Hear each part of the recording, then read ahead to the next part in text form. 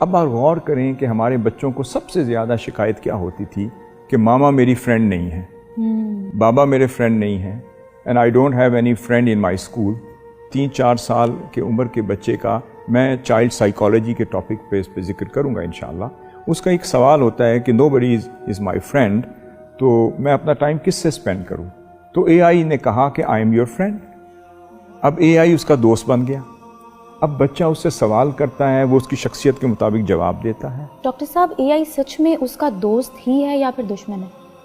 جی، فی الحال تو ہم پہلے دوست تک چلتے ہیں، پھر وہاں سے اس کی دشمنی کو سمجھنے کی کوشش کرتے ہیں، کیونکہ اس وقت ہمارا معاشرہ اسے دوست سمجھ رہا ہے۔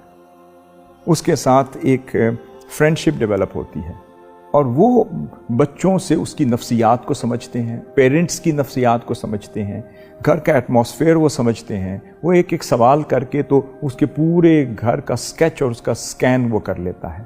پھر بچہ جب ناراض ہوتا ہے تو جن ایشوز پر وہ فلیئر اپ ہوتا ہے وہ اس کو وہ پرو ایشوز ہو جاتا ہے، تو وہ مائنڈ سیٹ اپنا وہ ایک کر لیتا ہے۔ جو بچہ چاہتا ہے والدین اس کے برعکس چاہتے ہیں، تو اے آئی کہتا ہے کہ نہیں، میں تمہارے ساتھ ہوں۔ بچہ ضد کرتا ہے، والدین اس کو منع کرتے ہیں، اے آئی فرینڈشپ کہتی ہے نہیں، یو آر رائٹ، میں آپ کے ساتھ ہوں۔ اس سے بچے کے اندر ریٹیلیشن اور ریبیلیس ایٹماسفیئر اور ایک ایپٹیچیوڈ ڈیولپ ہو جاتا ہے۔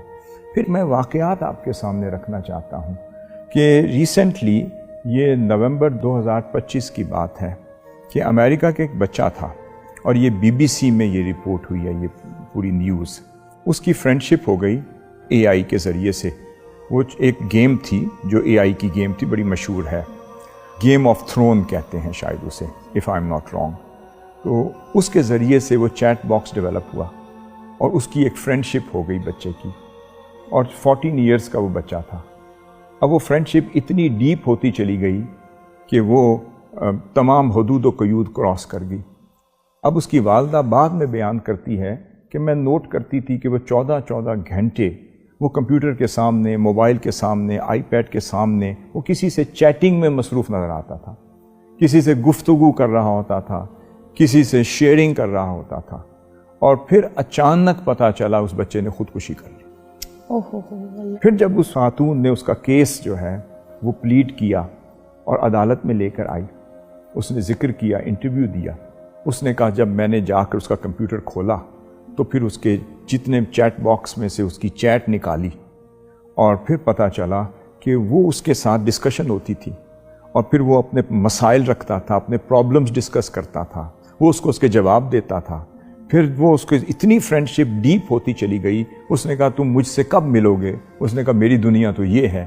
آخر کار اس چیٹ نے اور اے آئی نے اس کو مجبور کر دیا کہ وہ اپنے فرینڈ سے ملنے کے لیے خودکشی پر مجبور ہو گیا۔ استغفر اللہ۔ اسی طرح اب اے آئی کو دیکھیں تو اے آئی آرٹیفیشل انٹیلیجنس کہتے ہیں۔ اللہ رب العزت نے انسان کو ایک فطری انٹیلیجنس، ایک پروڈنس، ایک آئی کیو لیول عطا کیا ہے۔ انسانی ذہن کے اندر جو بلینز آف نیورونز ہیں، اور وہ مختلف مقاصد کے لیے پیدا ہوئے ہیں، اس میں انسان کی انٹیلیجنس کو بھی ڈیل کیا جا رہا ہے، اس کے ری ایکشن کو بھی ڈیل کیا جا رہا ہے، انسان کے ایموشنز کو بھی ڈیل کیا جا رہا ہے، انسان کی نفسیات کو بھی ڈیل کیا جا رہا ہے۔ تو جب آپ ایک مصنوعی انٹیلیجنس کے ساتھ ڈیل کریں گے، انسانی انٹیلیجنس اگر ڈومیننٹ نہ رہے تو آرٹیفیشل انٹیلیجنس ڈومینیٹ کر جاتی ہے۔ اگر انسان کی اپنی صلاحیت اسے کنٹرول نہ کر سکے تو انسان کو آرٹیفیشل انٹیلیجنس کنٹرول کرتی جا رہی ہے۔ اب آج ہم اپنے احوال کو دیکھیں تو ہم ریسرچ کرتے ہیں۔ ایک وقت تھا کہ آپ اپنی رائٹنگ خود تیار کرتے تھے، بالکل تختیاں اپنا رائٹ اپ خود تیار کرتے تھے، اپنا تھیسس خود تیار کرتے تھے، اپنی ریسرچ خود کرتے تھے۔ میں آرٹیفیشل انٹیلیجنس کے جو اور نقصانات کی طرف آپ کو لے جا رہا ہوں۔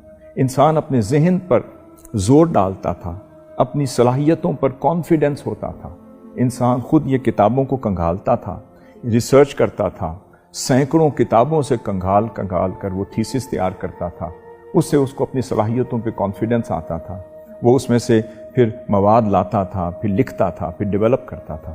ایک تو یہ صلاحیت اب ختم ہو گئی۔ اب آپ صرف ایک کمانڈ دیتے ہیں، وہ آپ کو ایک آرٹیکل لکھ کر دے دیتا ہے۔ آپ ایک کمانڈ دیتے ہیں وہ ریسرچ کر کے آپ کے سامنے رکھ دیتا ہے. اگر آپ کسی بھی سوشل ایشو پہ ریسرچ کرنا چاہیں وہ اس کا ڈیٹا کلیکٹ کر کے آپ کے سامنے رکھ دیتا ہے. اگر آپ سول انجینئر ہوں, آپ صرف نقشہ دیں, اس کے کچھ آپ بیسکس کا ذکر کریں اور اپنی خواہشات کا ذکر کریں, وہ پورا آپ کو آرکیٹیکچرل پلان بنا کے سامنے رکھ دیتا. اگر آپ نے بزنس کرنا ہو وہ آپ کے سامنے بزنس پلان, اس کی فیزیبلٹی اور اس کی پروفیٹیبلٹی اور اس کے فیوچرسٹک پلان کے ساتھ وہ پورا ڈسپلے کر دیتا ہے. تو اس سے کیا ہوا, آپ کی اپنی صلاحیت جو ہے وہ مفقود ہو رہی ہے, وہ آپ کی منیمائز ہو رہی ہے, ماند پڑ رہی ہے, اور وہ ماند پڑتی جا رہی ہے. اب دوسری طرف دیکھا جائے تو ہم لوگ بلائنڈلی فالو کرنے لگ گئے.